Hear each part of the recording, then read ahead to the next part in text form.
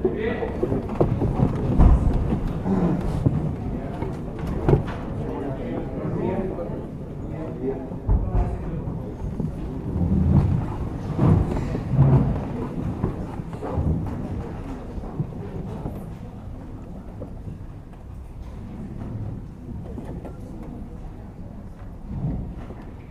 secretario, informe, ¿se encuentran las partes? Sí, señor presidente, se encuentran todas las partes. Por favor, la prensa.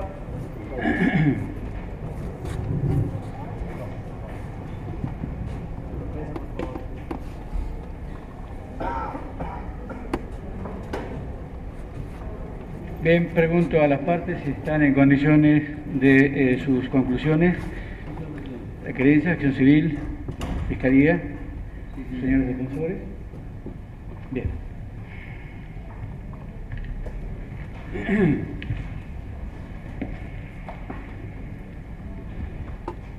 Tiene la palabra la acción civil.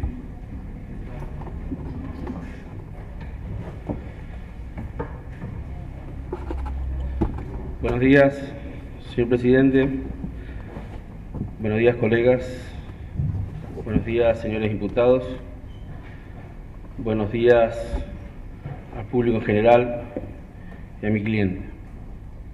Me propongo dar comienzo a una parte casi final que debe concluir con una sentencia, y previamente quiero hacer una breve consideración antes de introducirme en lo que es la parte concreta de los alegatos. En primer lugar, quiero agradecer, porque en este tiempo que he estado acá, obviamente que ha sido un tiempo de aprendizaje. Quiero agradecer también al tribunal, a su personal, al personal policial, al personal auxiliar, porque no he recibido otra cosa que buenas atenciones para una persona que no es del lugar. Quiero agradecer también a mis colegas, todos, porque, digamos, de tanto tiempo que hemos estado acá, obviamente que si ha habido alguna discusión, también es parte de la normalidad. Hemos estado más tiempo acá que en mi casa, que en cualquier otro lugar. Quiero agradecer también a los imputados, porque salvo también alguna circunstancia menor, yo he recibido respeto de ellos. Y si por alguna razón mi conducta no ha sido la adecuada, pido la disculpa que corresponde. Quiero agradecer también a mis colegas de Tucumán, Belén Lembo, María Rosa Ponce, Carlos Garmendia, porque ellos permitieron que yo esté dirigiendo estas palabras. Y quiero agradecer especialmente a mi colega, a mi diestra, José Antona, un abogado brillante, que seguramente tendrá mucho más vuelo en los años que vienen. Y finalmente quiero agradecer a Sol Micaela Catalán, a su padre y a su abuela, Susana Trimarco, porque han permitido que yo los represente y han depositado su confianza en mí. Y eso, la verdad que es una enorme responsabilidad frente a la enorme cantidad de abogados de buena calidad que tiene este país y a nivel profesional también que tiene esta provincia. Entonces, en lo que respecta a esto, yo quiero agradecer. En segundo lugar, quisiera también que dos personas pudieran llegarle la parte de estas palabras, dos personas que no están acá, pero que me gustaría que las escucharan, en lo bueno que puedan tener, aunque no pueda cumplir con lo corto que deba ser. Y lo bueno, obviamente, subjetivo, no depende de mí, sino de quien lo escucha. El primero de ellos es porque es la persona que debió decir estas palabras en lugar mío, y por razones de salud no pudo estar acá, pero es la persona que acompañó a Susana Trimarco en esta lucha de muchos años, y es el doctor Saúl Ibáñez. A él quiero que estas palabras puedan llegar de alguna manera, porque es el reconocimiento a un abogado. Y también quiero que le lleguen las palabras a una persona que no está acá, pero que seguramente en algún lugar debe estar poniéndole tiza al taco, viendo cómo se hace un macé, mientras comparte la mesa con unos tales Badía y Spinetta, que discuten si Artaud o John Lennon es mejor músico. Me refiero a Daniel Verón. Y esta persona podría haber estado acá, pero también impulsó la causa, y no tengo más que buenas referencias de él. Y me gustaría también que estas palabras puedan llegar a él.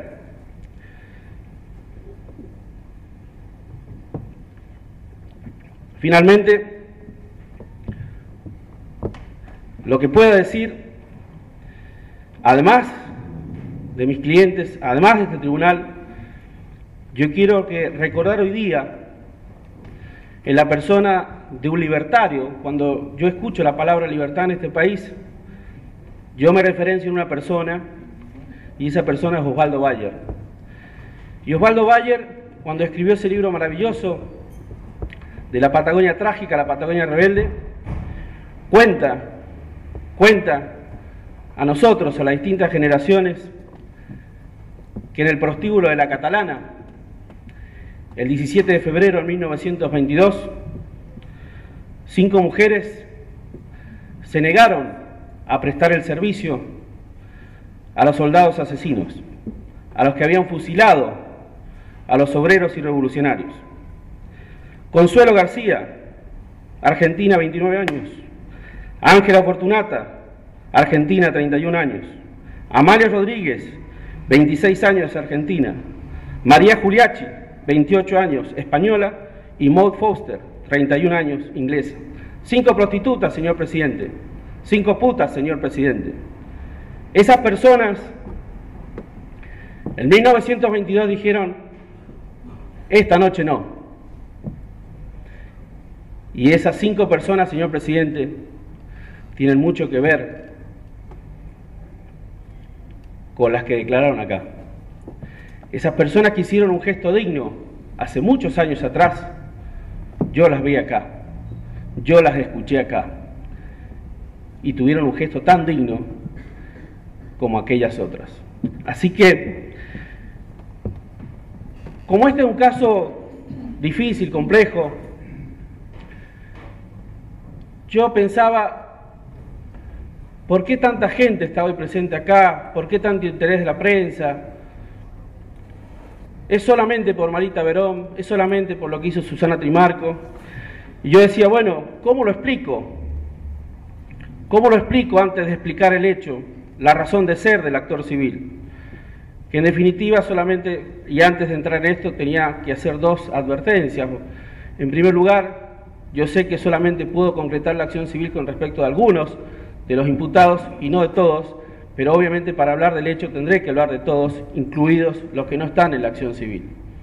Y en segundo lugar, porque obviamente, como dije, lamentablemente no podré cumplir con ese tiempo que se había estipulado en forma ordenatoria, así que si este tribunal o las partes en algún momento desean hacer un cuarto intermedio, con mucho gusto, eso no interferirá en nada en lo que yo pueda decir.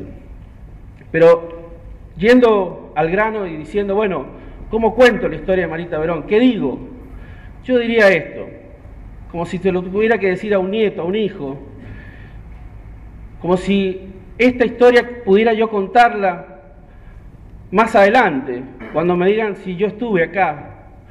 Y yo diría, mirá, yo estuve una vez en un jardín lleno de flores. Y en ese jardín, la verdad que habían flores maravillosas. Había una flor que se llamaba Colombres, por ejemplo. Una flor Nicolás Avellaneda. Una flor como Araos. Flores maravillosas que hicieron historia. Y en ese jardín habían más flores. Otras. A pesar de algunos jardineros que estropearon ese jardín. Un jardinero tal Bussi y otro jardinero como Ferreira, el Malevo. Curioso, porque esa gente que quería ese jardín empleaba a esos genocidas y torturadores para cuidar ese jardín. No obstante ello, algunas flores sobrevivieron en la memoria y quizás la flor más hermosa que tiene ese jardín se llama Mercedes Sosa. Y le acompaña otra flor, también muy lindo, Eduardo Falú. Todas flores tucumanas, que junto a César Pell y Tomás Eloy Martínez han engalanado la historia de Tucumán. Pero yo dije que ese jardín tenía muchas flores. Y yo quiero hablar de una flor muy sencilla, muy común y corriente. Una flor que se llama Marita Verón.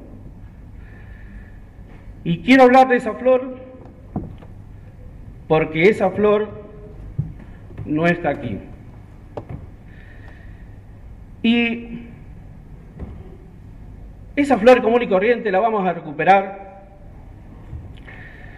porque, recordando a una mujer extraordinaria, muy pequeña, muy sencilla, Teresa de Calcuta decía que los seres humanos somos gotas en el mar, y cuando en el mar falta una gota, ese mar está incompleto.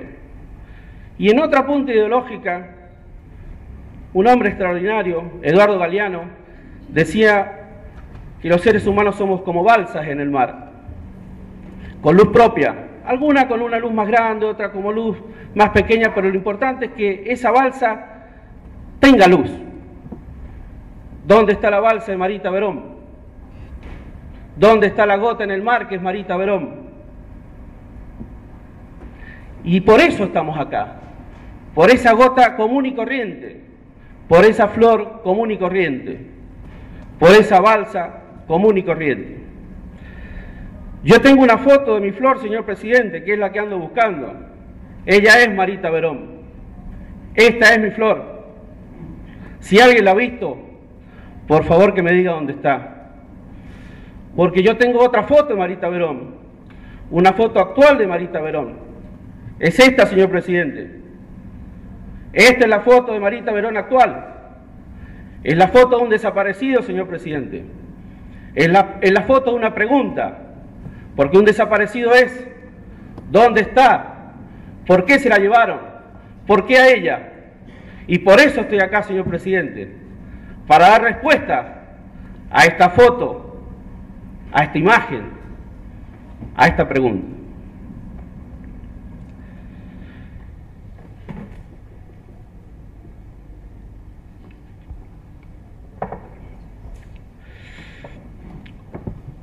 Ya metiéndome en el tema del alegato propiamente tal,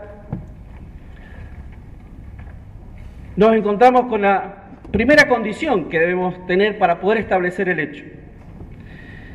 Esa primera condición yo la intentaría encontrar en un autor que se llama Amartya Sen, que es un premio Nobel de Economía de origen bengalí, y que escribió un libro que se llama Acerca de una idea de la justicia. En ese libro él discute con su compañero de cátedra, nada menos que con John Rawls, que aquellos que no están en el mundo del derecho saben que John Rawls creó un libro fantástico sobre la teoría de la justicia, y este hombre, Amartya Sen, nada menos que de economía, con un título más sencillo, se puso a tratar de discutir sobre la teoría de la justicia. Pero lo importante no es que voy a hablar de ese libro, sino lo que él dice, porque él dice que hay un método para poder discutir con otro. Y el método que él usa, dice, es lo importante para poder llegar a una cuestión razonada, es el examen que va a pedir la razón frente a la existencia de argumentos razonables. Y quiero decir argumentos razonables porque en este debate, a partir que se calle la voz de mi colega José D'Antona, luego que termine el Ministerio Público, obviamente empezarán los discursos, las defensas, y no tengo duda, señor presidente, que vendrán argumentos razonables. Entonces, no es que la razón deba expedirse sobre determinada manera, sino que tiene que, frente al desafío de varios argumentos razonables, escoger un argumento. Amartya Sen da un ejemplo que todo lo vamos a entender, muy sencillo, y es sobre una flauta y 3 niños. Y dice así: hay un niño que dice que la flauta es de él, pero que no la tienen los otros. Y dice, yo soy el dueño de la flauta, pero yo no sé tocarla. Pero entonces la flauta es mía. El segundo niño dice, yo tampoco tengo la flauta, pero cuando yo la tuve, yo aprendí a tocar en la flauta. Y si bien no es mía, ustedes, si no me dan la flauta a mí, me privan a mí de la posibilidad de aprender, de la posibilidad de desarrollarme. Y el tercer niño dice, yo tengo la flauta. Yo no sé tocar la flauta no es mía, pero es el único juguete que tengo porque soy pobre. Y si ustedes me quitan la flauta, me quitan la felicidad y quizás la posibilidad de aprender. Amartya Sen dice que en esos está la justicia distributiva, el derecho a propiedad y una especie de justicia social. Argumentos razonables, varios argumentos. Y en ese contexto uno se acuerda de Descartes, porque decía Descartes que la razón es un bien abundante y democrático, porque todo el mundo dice tenerla. Todo el mundo dice, yo tengo la razón. Ahí van a decir, nosotros tenemos la razón. Acá vamos a decir, nosotros tenemos la razón. Y ustedes van a decir, nosotros tenemos la razón. Entonces la pregunta es, ¿con qué argumento o de qué manera van a poder razonar aquella situación? Y entonces avanzamos un paso más. Vamos a avanzar con Michel Foucault y Federico Nietzsche. Nietzsche en El origen de la tragedia y Foucault con un libro maravilloso que se llama Yo, Pierre Rivière, que es sobre un caso, un parricidio. Pero lo importante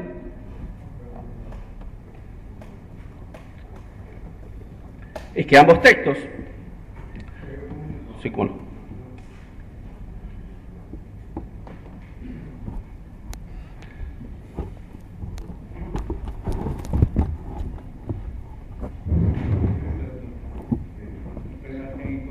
sí, sí.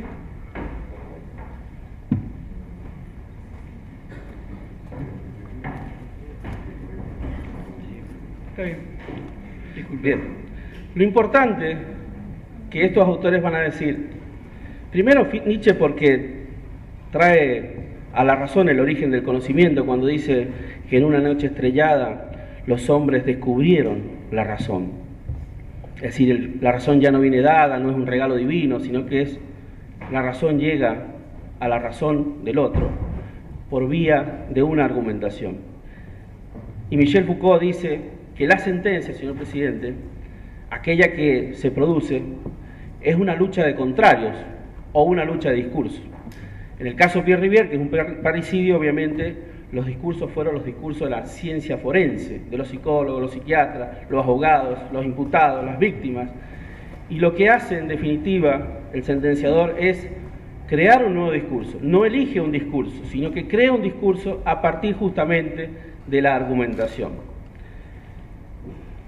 Y entonces, para poder llegar entonces al tema de la verdad, he partido al revés, no del hecho, sino que para establecer los criterios de verdad, porque eso es lo que estoy tratando de establecer. Traje solamente un libro, que es un buen amigo, que tiene la ventaja como buen amigo que uno lo puede despertar a las 4 de la mañana y preguntarle, y generalmente el amigo responde.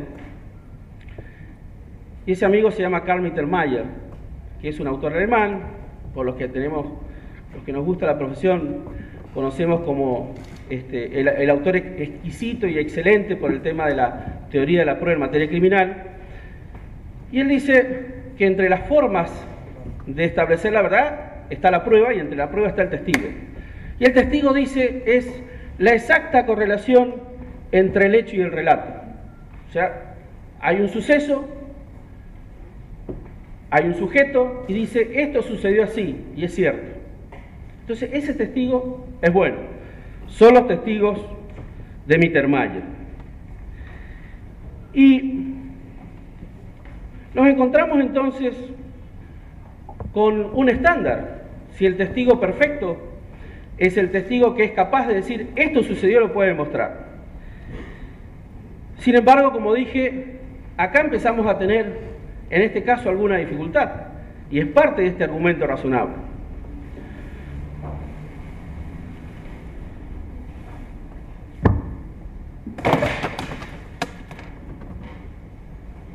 Acabo de hacer un acto, señor presidente, donde voy a poner a prueba los testigos de Mittermeier. He lanzado unos caramelos y si tuviéramos que le pasáramos una hoja a cada una de estas personas que han venido con tiempo y predisposición y le hiciéramos llenar un formulario, estas personas dirían: lanzó 10 caramelos, lanzó 5 caramelos, no estaba presente cuando los lanzó con la izquierda, los lanzó con ambas manos, no me gustó lo que hizo, es un ordinario, y así sucesivamente.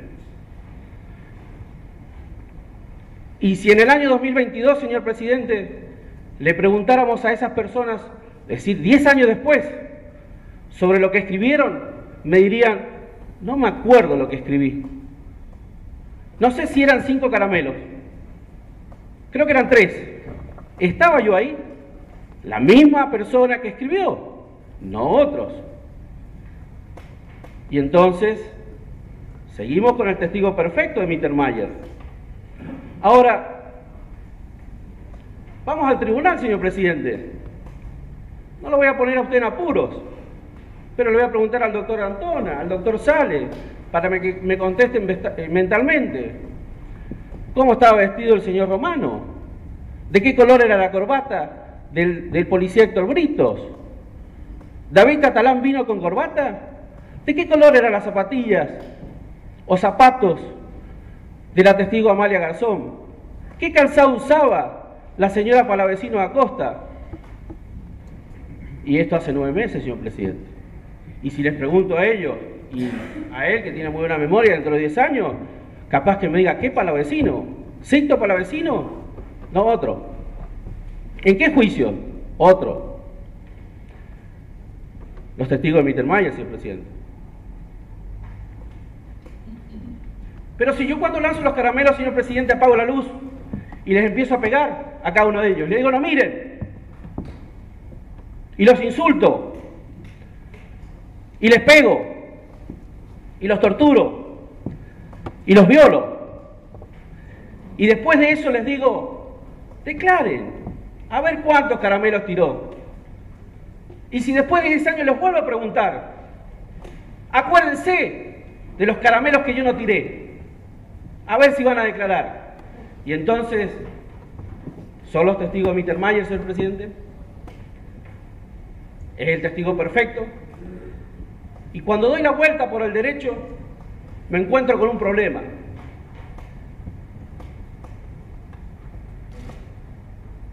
Que esas personas van a tener distintas declaraciones de ellas mismas, y entre todos, y con el tiempo, los unos y los otros. ¿Y sabe qué pasa, señor presidente?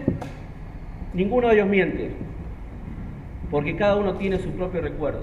Y entonces, mi respuesta a mi amigo querido Mittermeier es la siguiente. No voy a ser yo el original en decirlo, pero la respuesta está o en Borges, con Funes el Memorioso, en ese cuento maravilloso de 12 páginas donde la persona no puede olvidar, donde el problema es el presente eterno, donde no hay olvido, donde hay una fotografía de cada instante. O me tengo que ir a Mario Vargas Llosa, en El sueño del Celta, porque entre estas idas y venidas, señor presidente, la respuesta a veces las encontré en los libros y en los aeropuertos. Y en Vargas Llosa y en El sueño del Celta, señor presidente, su protagonista Robert, acusado en juicios por haber denunciado genocidios, dice una frase que a mí me conforma: digan lo que digan, mi verdad está en mi memoria. Y ese es el punto central, más allá de Mittermeier. Lo que vamos a juzgar acá es la memoria de las personas que estuvieron acá presentes. Otra cosa va a ser la fiabilidad de esa memoria, la credibilidad de esa memoria. Pero vamos a juzgar no el relato perfecto, vamos a juzgar si esa memoria es posible. Entonces, Mittermeier dice una cosa más fuerte, dice que el testigo perfecto no es solamente el que es capaz de decir el relato es igual a lo que sucedió. El testigo perfecto es aquel cuyo relato dice que las cosas sucedieron cuando es capaz de ser externalizado por otro. Y ahí entra la fiabilidad del testimonio y la credibilidad del testimonio. No es solamente lo que yo digo, sino si existe otra posibilidad que se compruebe lo que estoy diciendo por otro medio, o por otra persona, o por otra circunstancia, o por un concurso de indicios. Y ahí entran a jugar otros amigos, Higuero, Gork y otra serie de autores extraordinarios. Porque si no fuera por eso, los casos como Sebastián en Verdón en Mendoza, nadie vio a la policía matarlo, nadie vio tirar a Alicia Muñiz del departamento por Carlos Monzón, nadie vio cómo a María Soledad Morales la entregaba Tula Luque. Fueron los indicios, señor presidente. Nadie vio matar a Carrasco por Canevaro. Fueron los indicios, señor presidente. Entonces, los indicios, los testigos y la memoria y la fiabilidad son los que nos van a llevar a esta circunstancia. Y la memoria, finalmente, para poder entrar ya en el hecho, tiene en la parte física un aspecto fundamental. Dicen los autores que saben y que pueden explicarlo a personas ignorantes como yo, dicen que la memoria está en el lóbulo central, acá detrás de la sien de cada uno, y que hay como un caballito de mar que se llama hipotálamo, que es una especie de oficinista que está recopilando información y que la archiva. Y por lo tanto ahí se almacenan los recuerdos, dicen los que saben. Por lo tanto, cuando ese hipotálamo es afectado, deviene entonces lo que se llama el estrés postraumático. Palabra que hemos escuchado acá en varios de los testigos y en algunos especialistas. Entonces, ese es el marco que tiene que haber para que podamos entender de qué voy a hablar y por qué voy a hablar esto. En un marco donde voy a respetar el principio de congruencia, es decir, donde esto tiene que verse como una cuestión que no tiene sorpresas para las partes, donde los hechos son conocidos y con alguna autonomía. El principio de congruencia que básicamente hoy está reconocido en el caso Fermín Ramírez contra Guatemala de la Corte Interamericana de Derechos Humanos y donde está desarrollado todo el tema de la nueva concepción sumada a la vieja concepción en coordinación con lo que es el principio Iura Novit Curia.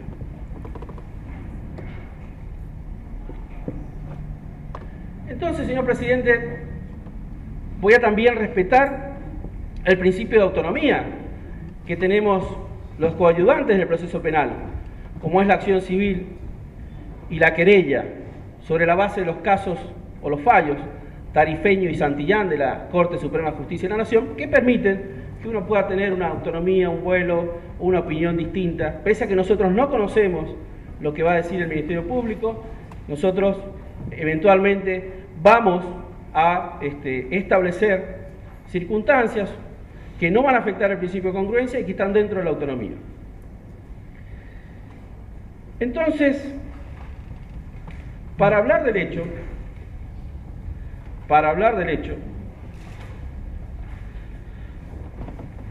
tenemos que hacer mención a una serie de secuencias que nosotros hemos llamado la línea del tiempo. Es decir, ¿cómo habría sucedido esto? ¿Y por qué habría sucedido?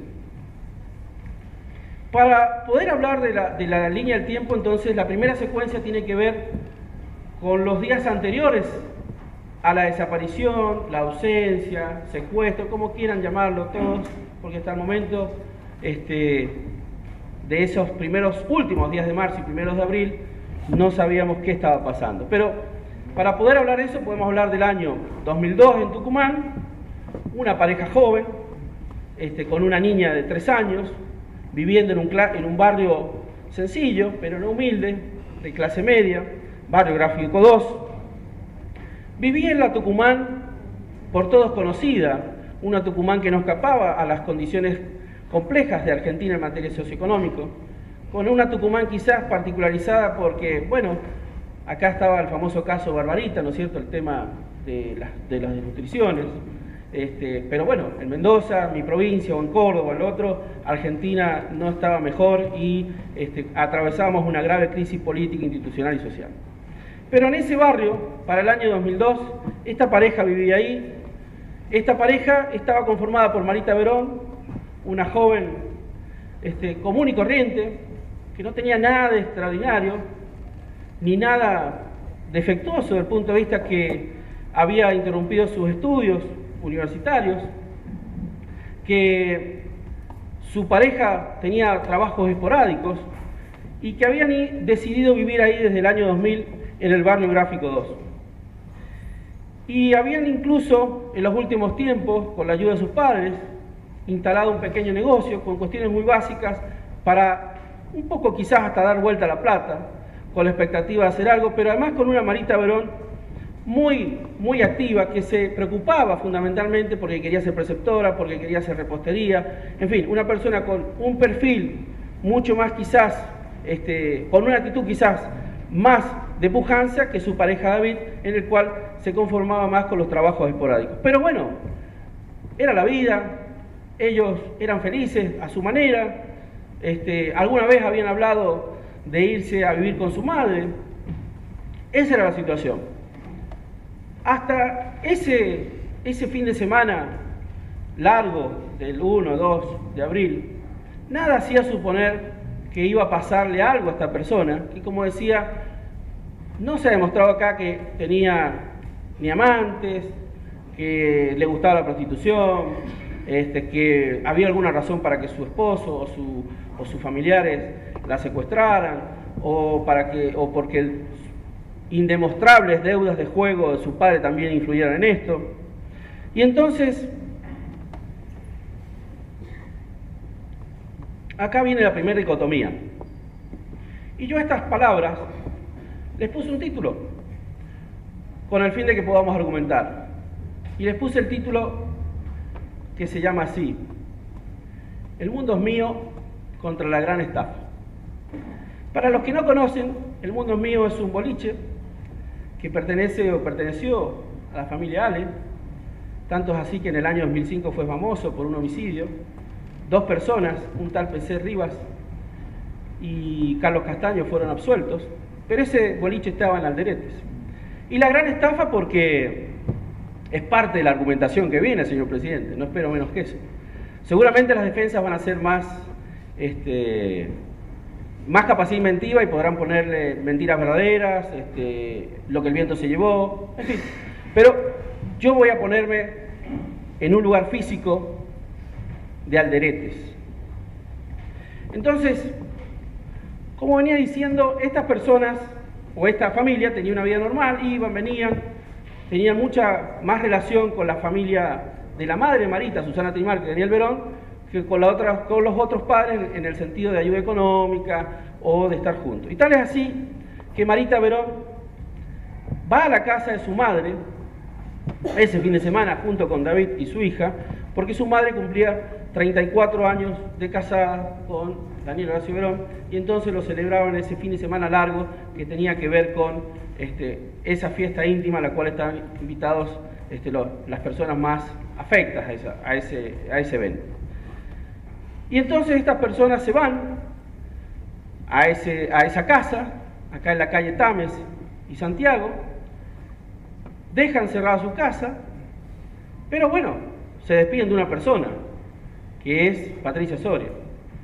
Patricia Soria, ese día, está presente cuando se van, sabe dónde se van, porque además Marita Verón tenía que hacer otra cosa, que es ir a la maternidad el día 2 de abril, donde tenía un turno para ser atendida porque quería colocarse un DIU, cuestión aconsejada o lugar aconsejado por la enfermera Patricia Soria, su vecina.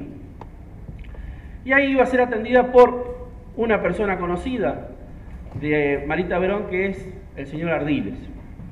Así que las dos razones aconsejaban cambiarse por unos días, y así lo hicieron. Hacen su mudanza llevándose ropa y se van con la idea de volver. ¿Y por qué sabemos que van a volver? Porque este es el primer punto donde tenemos la primera discordancia. porque acá han tratado de decir que se mudó, que no volvía más. Primero, se mudan todos juntos, se cambian, porque también trataron de decir que David Catalán no se fue. No, David Catalán estaba ahí porque David Catalán, hay una foto en el expediente que significa que David Catalán es la persona que hace la denuncia, señor presidente. Es la persona que deja su ropa hasta que se muda definitivamente a la casa de su madre. Así que David Catalán, y por los dichos de él, y por los dichos también de Susana Trimarco, y por los dichos de los testigos como Víctor Daguerre y Alicia Trimarco, que son las personas que esa noche compartieron con ellos la cena, David Catalán estaba ahí, viviendo esos días, ese cambio momentáneo. Pero también porque su vecina, Patricia Ruiz de Gaón, nos va a decir que Marita volvía el 4, porque era el cumpleaños del hijo de Patricia Ruiz de Gaón, y lo iban a celebrar juntos. Era la mejor amiga en ese barrio que tenía Marita Verón. Entonces, todas estas circunstancias, es más, el DNI de Marita Verón había quedado en el departamento, es decir, todo esto estaba, digamos, como una cuestión natural, a pesar de las sospechas que van a después a luego empezar a correr. Entonces, se van a ese lugar, a la casa, pasan esos días, y el 2 de abril, Marita Verón va a la maternidad, habla con el señor Ardiles y trae una información. Primero había sido llevada, y además había un detalle, fue su abuelo Orlando el que la lleva a esa maternidad. Y cuando vuelve le dice, mirá mamá, me han dado un turno para mañana, para el Papa Nicolau, y tengo un turno para el 4 de abril que me tiene que hacer la ecografía. Me habían pedido el documento, yo no lo quise dejar, ella no lo había llevado, y además me atendió este señor Ardiles, que me presentó un médico, Tomás Rojas, que me dijo que era, yo le dije que era la ahijada, y además me llamó la atención porque no era una persona parece importante, sino que una especie de ordenanza. Toda esta información no la podríamos saber si no es a través de 2 personas, o 3. Una, como dije, ya no está acá, pero declaró que es Daniel Horacio Verón. Son 3 personas las que nos traen ese relato. Susana Trimarco y David Catalán, que efectivamente nos dicen que lo que estoy relatando, que fue que los turnos, y que había una razón para volver el 3 de abril, que era el Papa Nicolau, y que además eso es contrastable, es demostrable con lo que nos dice Ardiles de cómo se obtenían los turnos, y que además de eso es contrastable con otro elemento objetivo.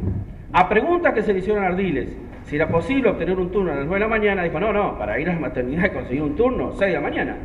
¿Por qué Marita va a las 9 de la mañana? Porque tenía un turno conocido, porque lo tenía a este señor. Si no, iba a perder tiempo. Obviamente que Marita fue a esa hora, porque ya sabía con quién se tenía que encontrar y porque habían hablado. Esto va a ser negado por Ardiles y por Soria, pero no nos adelantemos. Cuando Marita Verón dice que tiene que volver, bueno, al otro día se levanta en la mañana temprano, desayuna con su madre,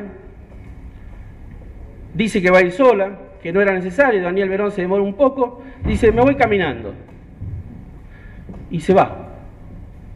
Y no volvió, señor presidente. Y acá estamos. Hace 10 años que estamos acá.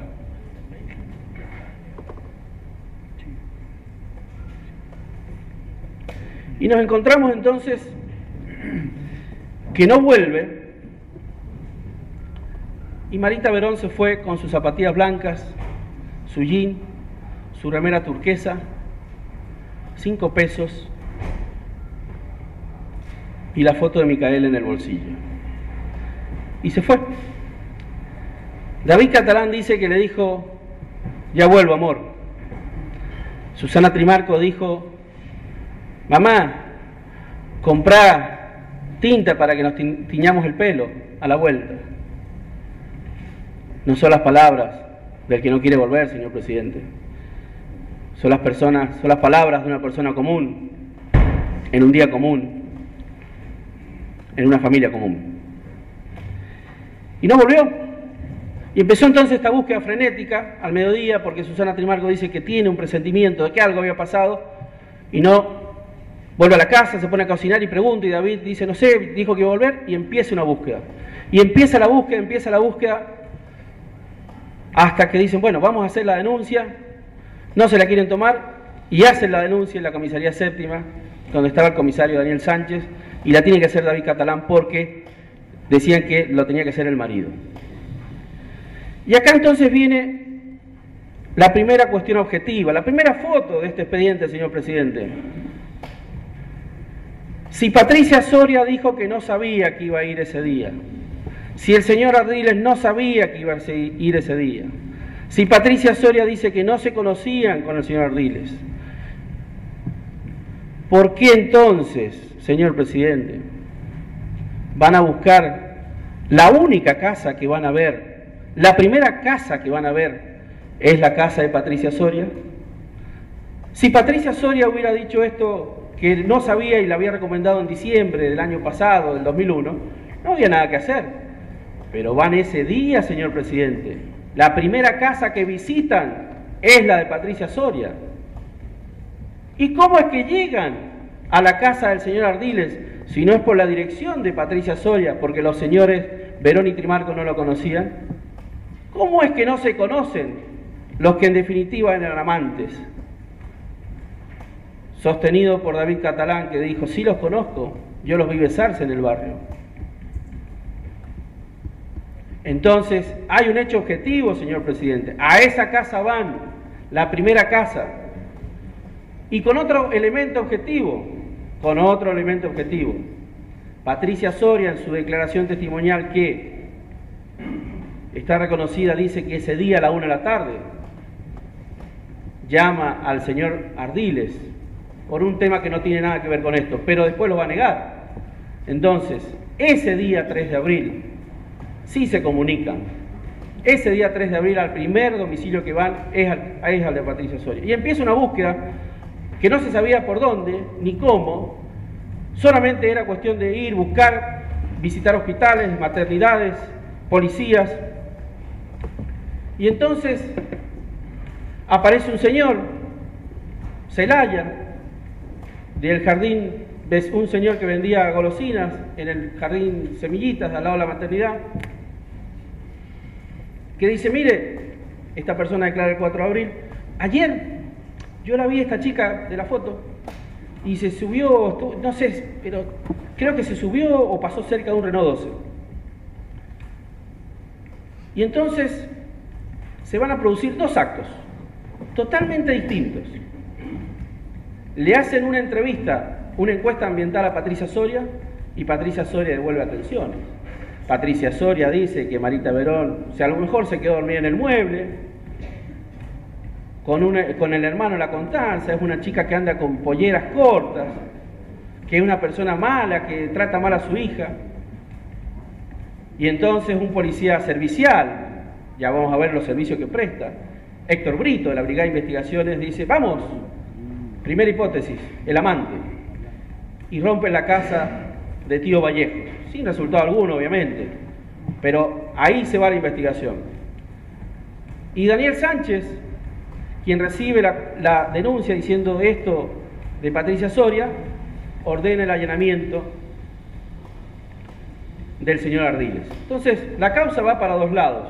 O algo tenía que ver con Ardiles, Patricia Soria, y Patricia Soria manda la causa para el lado del motivo en el tema personal y familiar, que es el tema del amante, que es uno de los tantos temas falsos que recorrieron este expediente. Y entonces, estas personas que no sabían cómo buscar y qué hacer, que nunca habían estado en esta situación, Susana Trimarco trabajaba en la municipalidad, el señor Daniel Horacio Verón era asesor de un diputado provincial, no tenían otra forma de buscar más que recorrer los vehículos y hacer afiches y póster. Se encuentran con dos noticias otra vez,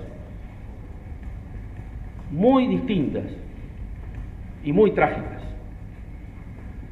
Un llamado les dice que acaban de ver a Marita Verón en la zona de Los Gutiérrez, y un llamado a una vecina, arquitecta, Alonso, le dicen que Marita ha sido secuestrada, señor presidente.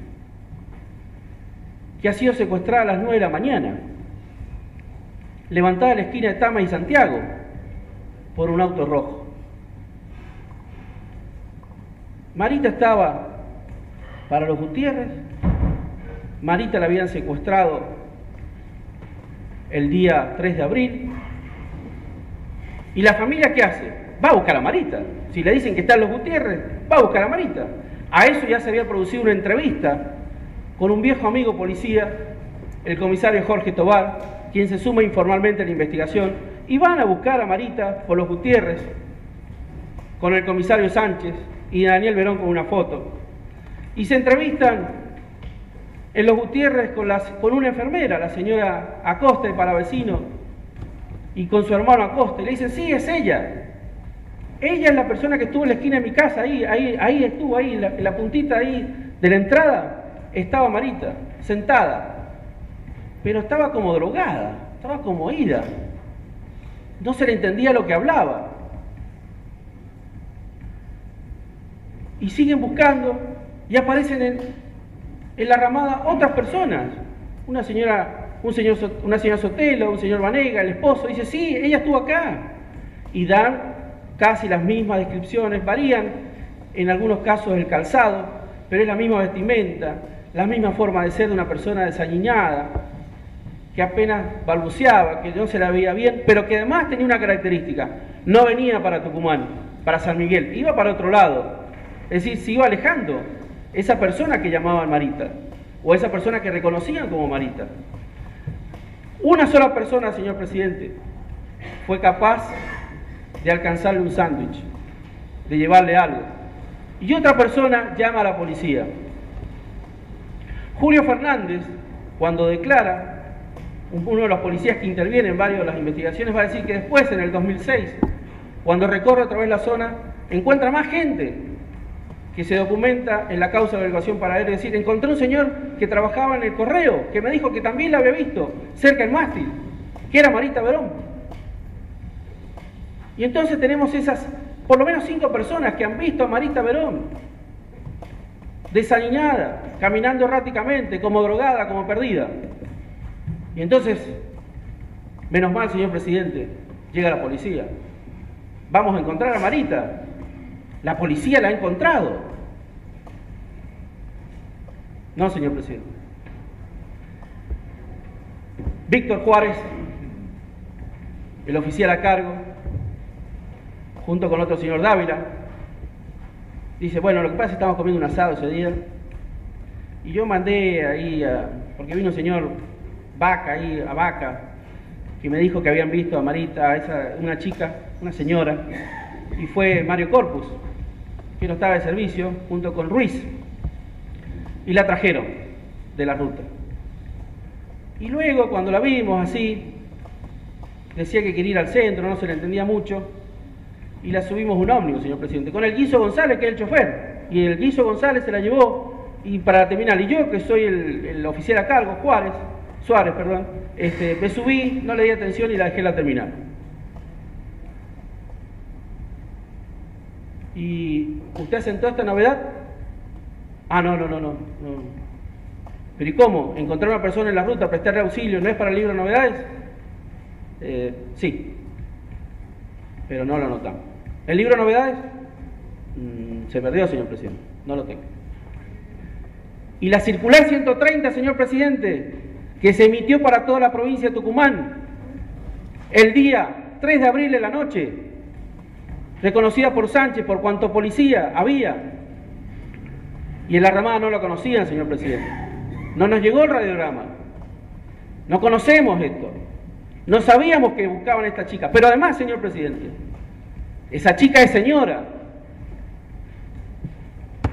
y no es una canción de Arjona esto. Esa señora no es Marita Verón, dice. Tiene que entre 35 y 40 años, gordita, todo distinto. Eso sí, creo que se llamaba o que decía que se llamaba Marta Brown. ¿Cómo? Marta Brown. ¿Pero no será Marita Verón? Ah, puede ser. Pero no era ella, ¿eh? Así que ni el libro de novedades ni la circular 130, y la llevamos a la terminal y se perdió. Pero claro, Estas 5 personas, Acosta, Palavecino, Sotelo, González y el demás, dicen que es Marita Verón. No tiene ninguna razón de ser que esas personas reconozcan una persona que no es. Pero entre esas 5 personas y esos 4 policías hay una coincidencia, señor presidente, que la persona que vieron no hablaba bien, que estaba perdida. Dicen, no le entendíamos lo que decía. Era Marita Verón, señor presidente. Se había escapado de sus secuestradores, señor presidente. Y estaba drogada, señor presidente, y andaba sin rumbo cierto. Y la policía de la Ramada no devolvió a Marita Verón. Nos la dejó por acá. Nos la dejó por acá. O en realidad nosotros tenemos que seguir pensando mal, señor presidente, que Mario Corpus, que negó en esta audiencia, el que traslada a Marita Verón, que dice que no tiene nada que ver con la prostitución, tiene a su sobrina que sí reconoce que es prostituta, Roxana, que sabe que su tío es Mario Corpus, que declaró en estado terminal, pero Roxana, señor presidente, Roxana es captada por el señor Andrada, señor presidente.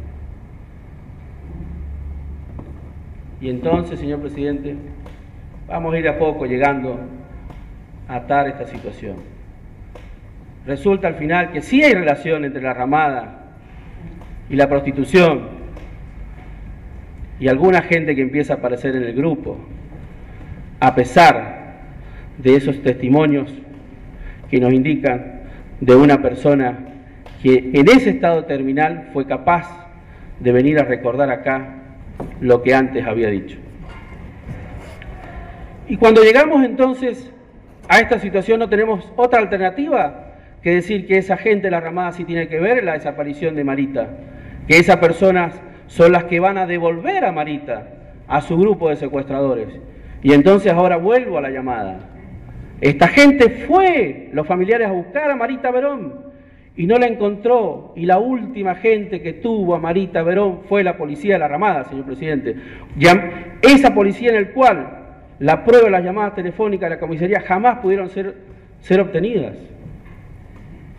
pero que perdió el libro de novedades y que recibió la circular 130 y que vio a Marita Verón y que sí tiene vínculos con la prostitución.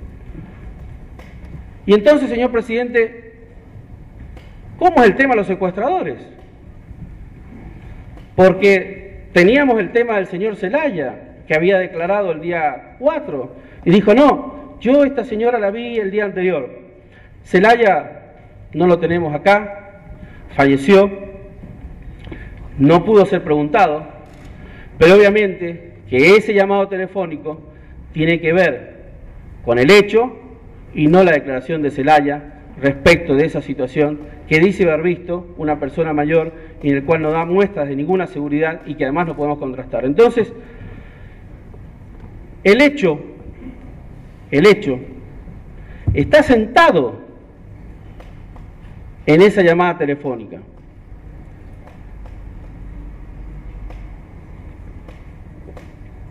¿Y qué dice o qué recuerda esa llamada telefónica? Recuerda esa llamada telefónica que es hecha posterior, 2 días después, aunque está sentada el 6 de junio por el Héctor Brito, es decir, varios días después. A Brito se lo saca de la investigación porque no es que estaba peleada con Daniel Verón, es que andaba pidiendo plata, señor presidente. Brito pide plata. Brito dice, David Catalán, vino a pedirnos 1.500 pesos para empezar. Ese es Héctor Brito, el de la encuesta de la señora Soria, el que le pide plata a la familia para empezar. El que después va a hacer grandes favores al grupo, ya lo vamos a ver. Y entonces, señor presidente, nos encontramos con esta situación del llamado telefónico que nos está ubicando en un tiempo, modo y lugar. Auto rojo, introducida en un vehículo y golpeada. Y entonces, a los años, cuando estaba detenido toda la gente ya de La Rioja y parte de Tucumán, viene un testigo, el señor Simón Nieva, dice, bueno, mire, en marzo o febrero del 2004, dice, mire, yo quiero contar algo que es el secreto más grande de mi vida. El secreto más grande de mi vida dice que a fines de diciembre del 2003, mi vecino, el señor Víctor Rivero, estaba como loco en horas de la tarde. Iba, venía, hasta que ingresa a mi negocio, la verdulería. Y me dice, sacado, dice,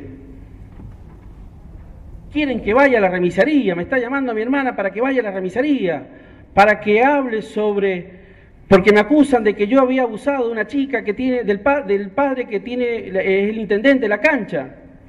Y yo no voy a ir porque la chancha le hace arrodillar a las personas para que le pidan disculpas.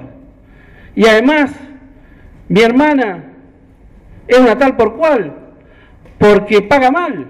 No me pagó el secuestro de Marita Verón. Prefiere a los machos que la tienen, la mantienen.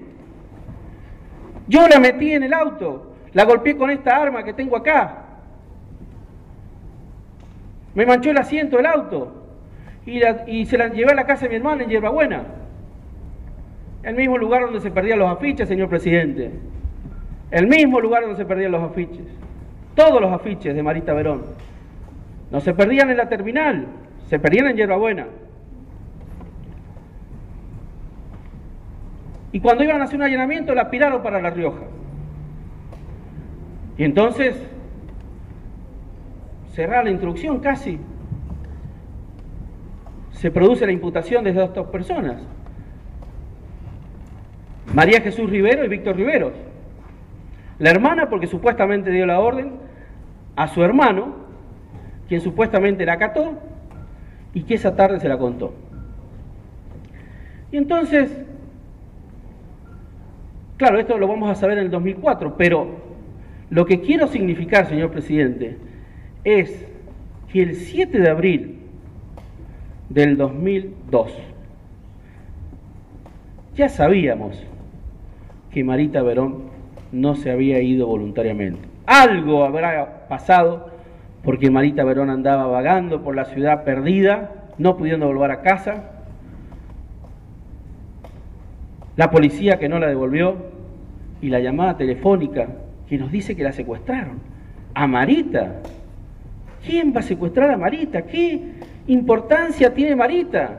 ¿Para qué Marita? ¿Quiénes somos nosotros para que secuestren a Marita Verón? ¿Qué enemigos tenemos? ¿Por qué Marita? Pero ya queda claro, señor presidente, que Marita Verón no se había ido como Penélope a buscar experiencia en la vida, según lo que nos dice Serrat. Marita Verón se la habían llevado, señor presidente. Y Nievas nos va a dar la respuesta. Cuando rompe con su conciencia y dice, fue Víctor Rivero. Y entonces el señor Víctor Rivero, indignado, va a decir, yo no fui, no tengo nada que ver. Primero, yo llegué ahí en septiembre del 2003. En el 2002 yo trabajaba en un ciber. Sí tuve un auto, Fiat Duna blanco, no rojo. Y ese auto lo compró mi papá en octubre del 2002. Acá tengo un boleto de compraventa. Sí conozco al señor Nieva, pues somos vecinos. Mi hermana me mandó a vivir allá. Y me dijo, andá a vivir allá, pero tenés cuidado con ese porque es problemático, el señor Nievas. Y entonces va a vivir allá el vecino y dice, yo cuando llego ahí sí tuve remis, pero un mes se rompió. Y además, señor presidente, dice, yo no soy de acá, estoy recién llegado, nunca mi hermana me dio trabajo y la verdad que yo no sé manejar. Yo, honestamente, a mis clientes les decía, ¿dónde tengo que llevarlo? A tal lugar. ¿Me puede decir cómo hago para llegar? Porque yo no soy de acá y no sé manejar este auto. O sea, en esta ciudad. Así que el remisero, muy cortito en el tiempo, usaba a sus clientes como una especie de GPS que le decían, lléveme por acá a tal lugar. Entonces dice, bueno, mire, ni yo dije eso, ni tengo armas, ni tengo ese auto, ni soy remisero. Y este señor Simón Nieva es un mentiroso profesional, lo ha hecho porque en realidad, señor presidente, ¿sabe lo que pasa? Este señor, un día su nuera, Patricia Fernández, vino, se metió en mi casa, peleaba con un hijo que dice Simón, alias Chichizo, y entonces le quiso pegar, y entonces a raíz de eso empezó un problema entre nosotros, y al final, un día nos hizo una denuncia a mí, incluso a Rubén Ale, y por eso, porque nos odia. Y es mentira también esto del falso abuso sexual que él dice que yo dije, porque también yo puedo mostrarlo. Y acompaña su hermana una serie de documentación que es un boleto de compraventa del año 2002, con escritura pública, una declaración de Patricia Fernández, dice que esto es mentira, y también las declaraciones de la familia que se llama Cura, diciendo que tal suceso no ha sucedido. Pero claro, el boleto de compraventa es de septiembre de 2002, certificado con fecha 2003. Extraordinario el escribano Márquez. Extraordinario. Fecha cierta, un año después de un boleto privado. El extraordinario escribano Márquez, un escribano tipo delivery, va a la casa de Patricia Fernández en marzo del 2003, y Patricia Fernández ratifica lo que estoy diciendo. Mire, este es un problema vecinal, Víctor Rivero no tiene nada que ver, es una buena persona, y esto es un tema de mi suegro con Víctor Rivero para acusarlo falsamente. Viene acá Patricia Fernández y dice, yo me voy en enero, peleada porque no tenía razón de estar en esa familia, no me dejan ver a mi hijo, esta familia es muy mala, los Nievas. Y el señor Riveros, yo lo conozco mucho, y tenía un almacén. Víctor Rivero, además de sus múltiples tareas, nos ha dicho también que era mecánico dental. Pero Patricia Fernández nos da dos datos. Dice, un almacén y remisero. Y remisero. Ya no era remisero un año, de un mes. No, remisero. Y luego nos dice Patricia Fernández, esto fue en marzo del 2003. Y entonces el remisero contacta a Patricia Fernández en el domicilio de Patricia Fernández, que ya no era en otro lugar, donde supuestamente no eran conocidos. Patricia Fernández dice, no sé cómo hizo para llegar 2 meses después que me fui de mi casa, el señor Riveros a mi casa con este acta, con este escribano, que como dije, es un escribano multiuso porque justifica todo. Y el expediente tiene otra foto, porque dice Víctor Rivero, yo no tenía el vehículo, no era remisero, y este auto no tiene nada que ver. Y señor presidente, me va a interrumpir el alegato. Sí. Tenemos que saber por qué, cuál es el problema. Señor presidente, el artículo 411 no permite que en el análisis de los hechos haga lo que está haciendo la acción civil, porque no tiene acción civil. Disculpe, doctor. Gracias, Pensaba señor. que era por algún otro tema No, personal. ese es el punto. No, puede Ya le continuar. Gracias, señor presidente. Entonces, encontramos otra fotografía en el expediente.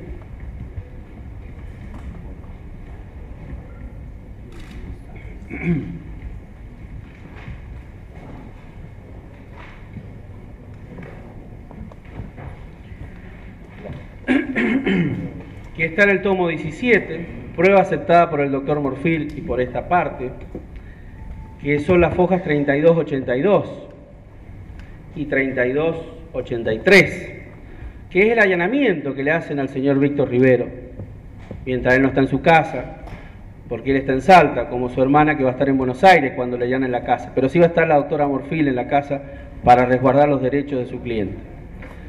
Cuando allanan la casa de Víctor Rivero, son atendidos por el señor Óscar Cecilio Ponce. Y el señor Ponce dice, prueba aceptada y producida, que hace contar que en el momento de la requisa al patio, el casero Ponce, el casero de la familia Riveros, manifestó que hasta hace una semana atrás los autos Fiat Duna blanco y Fiat Siena color rojo estaban guardados en este lugar y fueron llevados a un mecánico, cuyo nombre ni domicilio le conoce. Agregó que ambos vehículos los utilizaba Rivero como remis y los hacía trabajar en la remisería 5 Estrellas de Rubén Ale, quien es cuñado de Rivero. Y dice, yo acá colaboraba en la mercería del señor Riveros. 15 de marzo del 2004. Víctor Ángel Riveros sí tenía un auto rojo, sí era remisero, sí estaba en logos de 5 Estrellas en los 2 vehículos y sí trabajaba para Rubén Ale.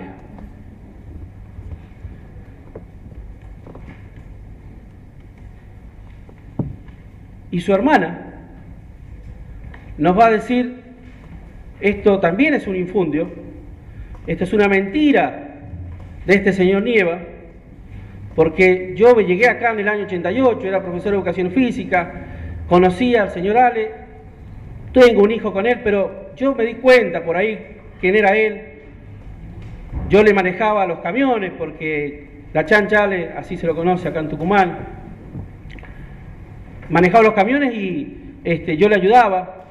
Y después, bueno, estuvo preso, yo lo iba a ver a la cárcel, pero yo no sé quién es él, no tengo nada que ver con la prostitución, no tengo nada que ver con los negocios malos que se le pueden atribuir a él.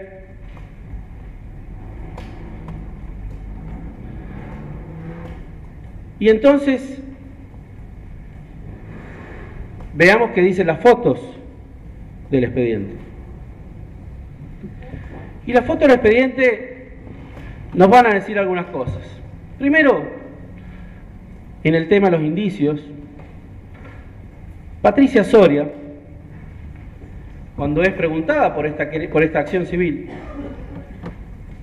le preguntamos quién vive en su barrio y nos da algunos nombres. Y nos dice, le pregunto yo, por Jesús Soria. Sí, lo conozco, dice, vive en mi barrio.